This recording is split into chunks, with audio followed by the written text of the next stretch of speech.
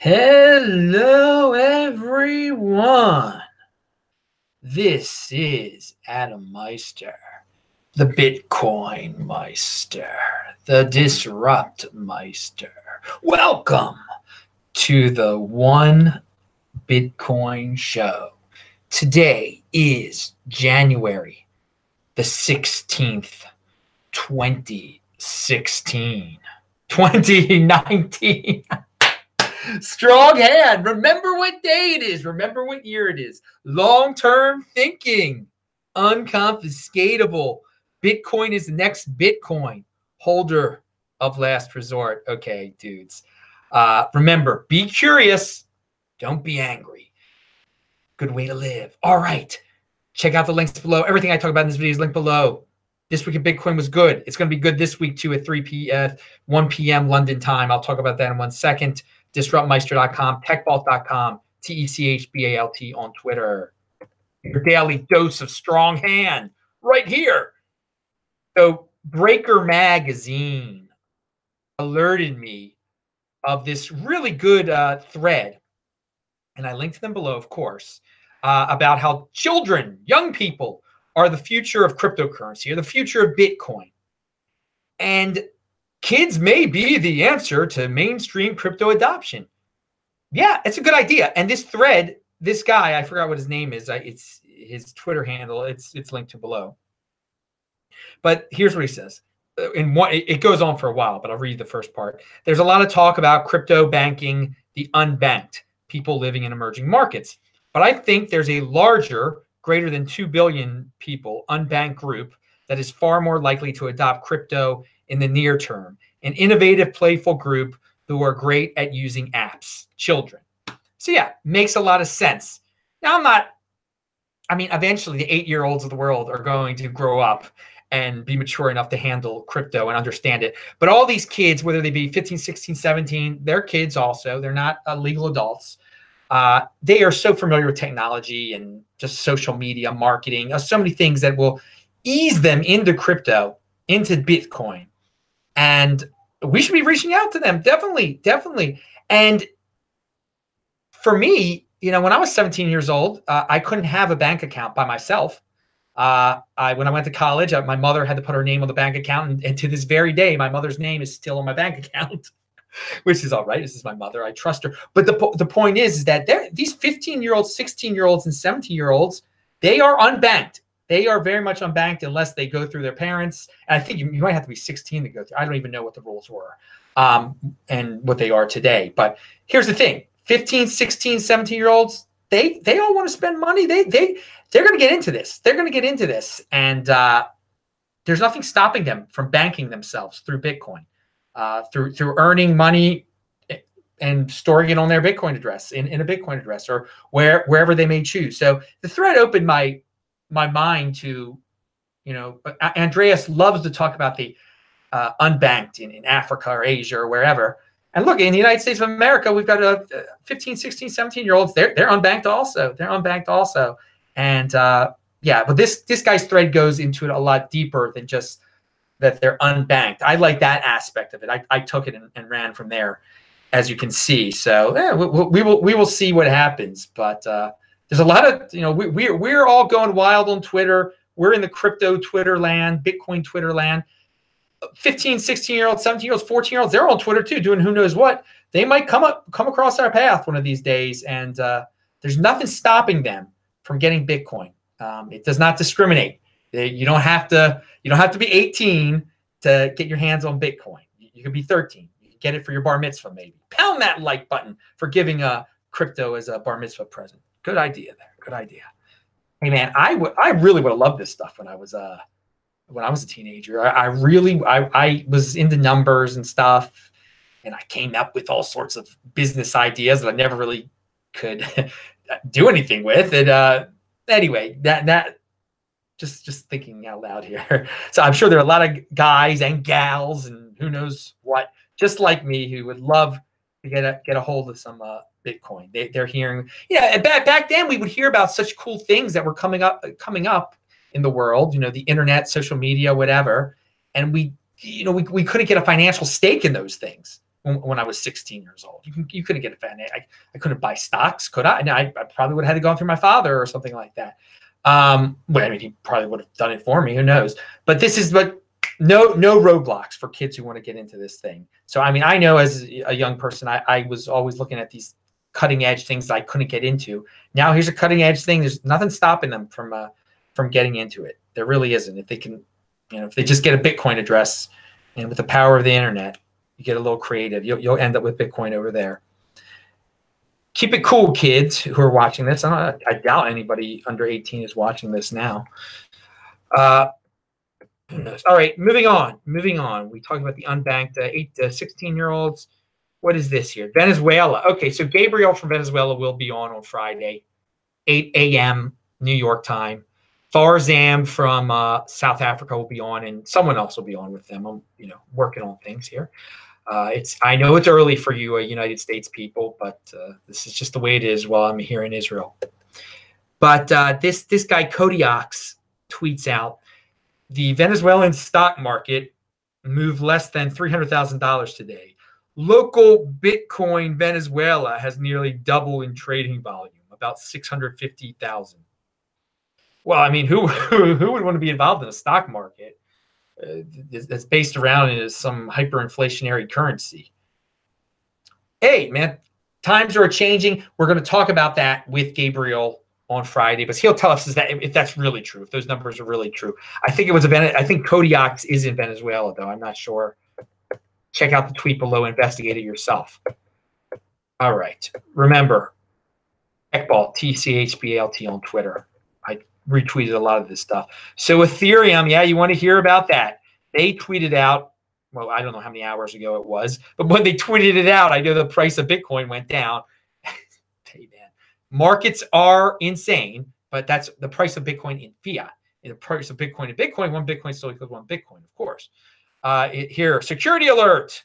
Constantinople upgrade is temporarily postponed out of caution following a consensus decision by Ethereum developers, centralized security professionals, and other community members. More information and instructions are below. Okay, you can check that out if you care about that. I'll say this. I'm glad they caught it, because had they not caught it and something horrible happened, then it just would have caused more FUD throughout all of cryptocurrency, which probably would have turned into articles about how Bitcoin is dying. And then more of you would become weak hands and come to me and ask me, what exact day is Bitcoin going to go up in price again? Ethereum just crashed and Bitcoin went down. So that didn't happen. They caught it. Great. Good luck, Ethereum. And hey, when they do have their successful Constantinople hard fork, it'll probably go up in value in terms of Bitcoin and in fiat. That's just the way it works. There are a lot of people out there who got a lot of money invested in Ethereum. They want it to work. They want it to be the #2 cryptocurrency. And frankly, Ripple shouldn't be the #2 crypto. If I had to pick, I would pick Ethereum over Ripple any day of the week. Any day of the week. Pound that like button. All right. So, but I'm not here to make those decisions. Personal responsibility is new counterculture. I only buy Bitcoin. So, BitMEX has a post, and it's about ICOs, and some of the stuff is pretty fascinating. The article, you can check it out, linked to below, of course. They tracked $25 billion worth of tokens ICO makers allocated to themselves. Okay. So the article goes on these ICO people, they come up with their own tokens, and all of the people out there, it was the ICO makers, they put it out there that they didn't have to deliver anything. They didn't have to deliver anything to the people. People threw them money. People threw precious Bitcoin at these people. And at one point, the ICO makers, their personal tokens, at the height of each ICO, was worth about a total of $80 billion. And they explain that number. But the point is this. Right now, the tokens that they're still holding are worth $5 billion. Again, the people out there bought these things. They got all their tokens for free, all the ICO makers. They got them for free. They are still worth a total of $5 billion. And $1.5 billion worth of them moved from the inner circle of ICO. They really did a deep research into this. And it is possible that these guys, and there's a lot of ICO makers out there, a lot of people that they made $1.5 billion in pure profit off of everyone. It's possible. Read the article for yourself. Hey, I didn't participate in any of that stuff. I wasn't going to give my precious Bitcoin up to these dudes, but apparently a lot of people did. Personal responsibility is the new counterculture. And so, yeah, you can sue those dudes, or whatever. Some of them are in Eastern Europe. You really can't do a thing about it. You got into it. You got to take it now, and you're a bag holder for these dudes. Will they pump up again, these ICOs? 90% of, come on now. So many of them were straight up scams. Of course, a lot of them are no, a scam doesn't get repumped again. Who knows if any of them have any legitimacy? I have no idea. Vinny Lingham seems serious about his. Veritasium dude seems serious about his, but I don't participate in those things. All right, but hey, you want the next Bitcoin. You don't want to admit the truth to yourself that Bitcoin is the next Bitcoin. And on that note, we have a new altcoin flavor of the month. It's of the Mimble Wimble variety. It's Grin. It is the altcoin flavor of the month. And so I have 3 tweets about that one. The first one is from Arjun. I'm hearing disturbing reports Bitcoin will be overtaken by Grin, which, checking notes, has a 400% inflation and $100 million in mining equipment from accredited investor special purpose vehicles at launch. Okay, then Whale Panda goes on to say, lots of people are shilling Grin on Twitter and in Telegram groups. Reminds me of Zcash launch. I actually tried to mine some Zcash at that time. That's what he's saying. That was a very bad idea. The technology is interesting. The emissions schedule is horrible. And he's talking about Grin there again. And one final comment on Grin. Remember, people, don't give away your precious Bitcoin for this Grin. Buying, and this will solidify in your mind.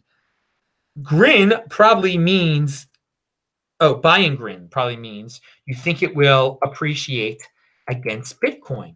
Grin will print 27 million coins every year. Its inflation rate will go from 400% in 3 months to 100% in a year. Bitcoin inflation will go from around 3.8% now to 1.8% in 2020.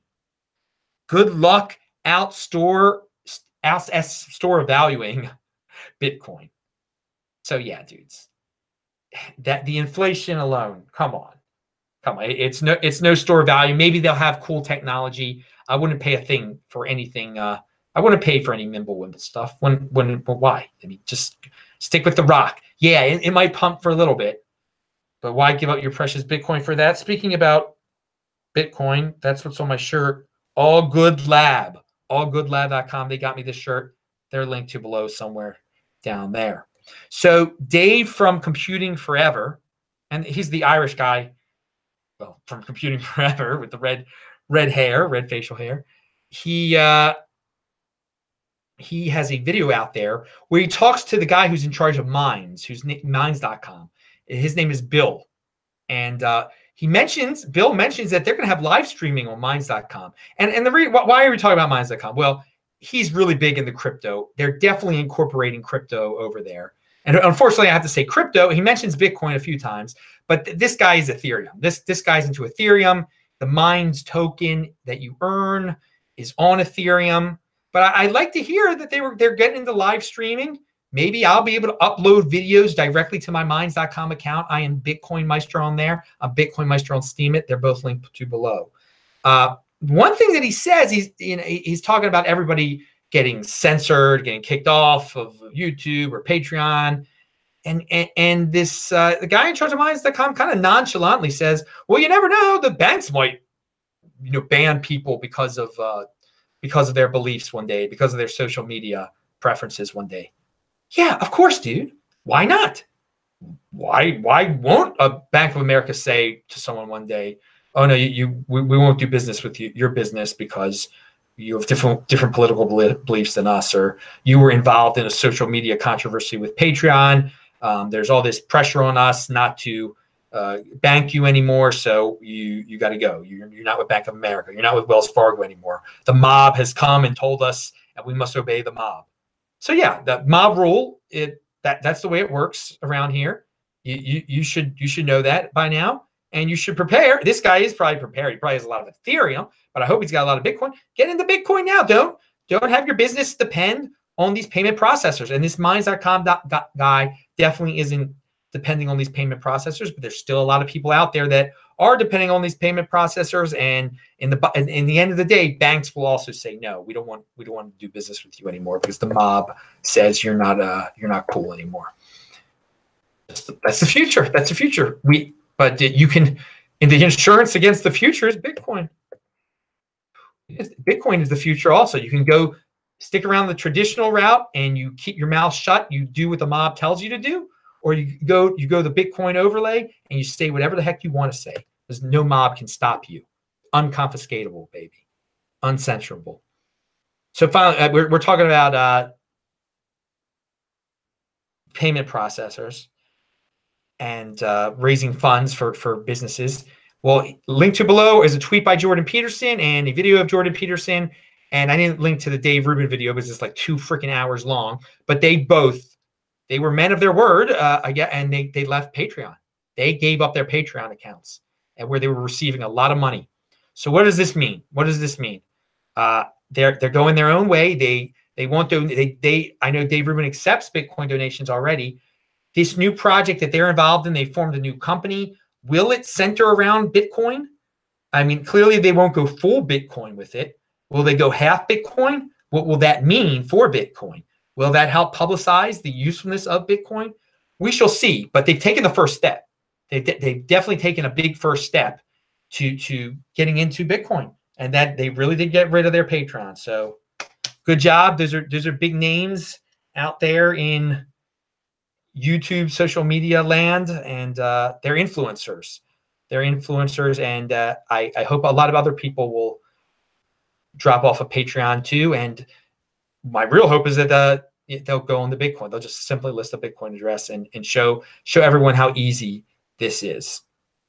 All right, that is it for tonight. I am Adam Meister, the Bitcoin Meister, Disrupt Meister. Remember to subscribe to this channel, like this video, share this video. Check out the links below. Bang that bell button. Click on those squares that you see if this thing is taped. Bang that bell. Pound that like button. Everything that I say. It's so freaking funny. I will see you guys in the chat right now. Bye-bye.